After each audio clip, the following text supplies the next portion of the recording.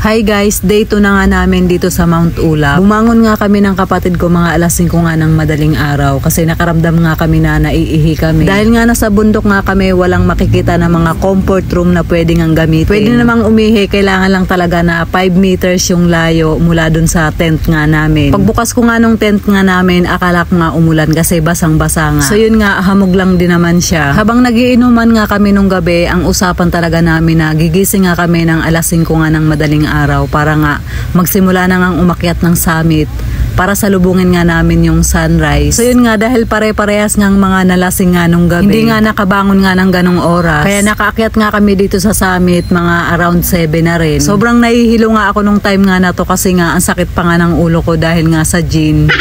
Hindi rin nga ako masyadong nakakuha nga ng mga magagandang video nga dito kasi nga yung phone ko lobat na talaga siya. Halos hindi ko na rin nga siya ginamit nga ng buong gabi kasi nga tinurn off ko nga siya para nga makasave sana sa battery. Yun nga, pag open ko nga na lobat pa rin siya kaya isa sa mga kasamahan ko nga dito nang hiram nga ako ng power bank para nga makicharge. Kaya yung mga pictures ko nga dito puro nga pa pictures lang yun dito sa mga kasamahan ko. Then yung organizer nga ng Batang Gala na si Jibriel, hindi na rin siya nakasama nga umakyat nga dito kasi nga nag-prepare nga siya ng breakfast nga namin. Kasama nga sa binayaran namin yung pagkain nga namin ngayong umaga. Pagbaba nga namin galing nga ng summit, inilabas na nga nila yung pagkain sa kanilatag nga nila dito sa may mesa. So yun nga, ang sasarap nga ng mga nakahain, meron pa ngang lechon belly. Nagbibiruan nga kami nung mga kasamahan ko na baka nga scam nga yung pagkain. Kasi lagi nga nilang sinasabi na lechon tuyo nga daw yung ihahain. Bumawi!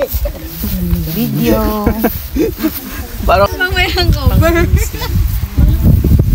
hi guys,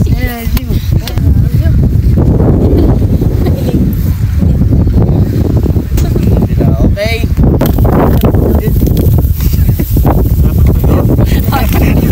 Hanap lang yung hindi ka makakain. Ano ka ngayon, ha? Kain tayo. May galit ka ba sa akin? Tayo guys. Oh! So, lang ba na ang daming ano? Susult lang. Tawagin ako ng kalisahan. Salo-salo. Sa campsite nga na to, hindi nga lang nga yung grupo namin ang nandito. 3 grupo nga to. Then meron pa ngang 2 grupo dun sa taas. Batang Gala lang din yung may pa-breakfast. Kaya masasabi ko talaga na sulit din talaga yung binayaran nga namin dito. So yun nga, pagkatapos nga namin kumain, nagligpit na nga kami ng mga tent namin. Bago nga kami umalis dito, syempre napa-TikTok na naman nga kami. Ano sabihin? Batang Gala ulit. You're the best. Okay. You're the best. You're the best? You're the best. The best? You're the best. Tara, book na. Tara, book na. May padila sa dulo. Yeah, tara, book na ulit. Oo, tara, book na ulit. Hinahaba na naman. Ano, book? Ano? Book. You're now. Thank you, Batang Gala! You're the best! Book na!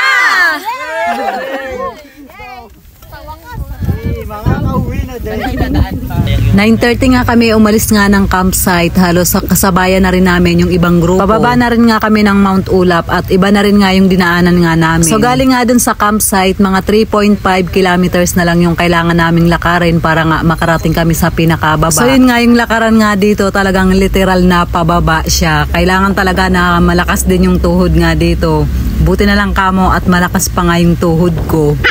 Sabi nga nila kapag ka mabilis kang maglakad, kayang lakarin to ng 1 oras. So yun nga, dito nga hindi naman kami nakaramdam nga ng hingal. Talagang masakit lang talaga siya sa binti. Iba din kasi talaga yung lakad ng paakyat at iba rin nga yung sa pababa. Ditong pababa nga namin, nagkahiwa-hiwalay na nga yung team nga namin. Kasi halos magkakasabayan na rin kaming nagsipagbabaan ng mga iba't ibang grupo. Nung narating na nga namin yung 9 kilometers, tuwang-tuwa na nga kami kasi nga konting-konti na lang din yung lalakarin namin para nga marating na namin yung medyo sumakit nga yung binti ko nung narating na nga namin yung baba. Mag-aalas 11 na nga kami nakarating dito nga sa van. Bali 1 oras at kalahati nga lang namin nilakad yung pababa compare nga nung paakyat. Sabi nga namin dapat dito na nga lang nga kami nila idinaan nung paakyat nga kami ng summit para hindi na nga kami masyado napagod.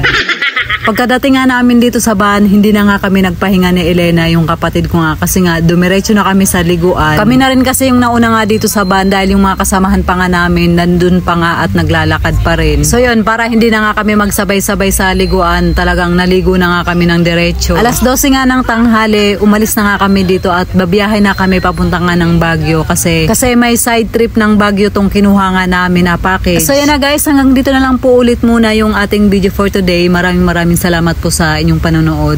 Mag-iingat po kayo palagi. God bless and babush! At ano paano ng ano mo?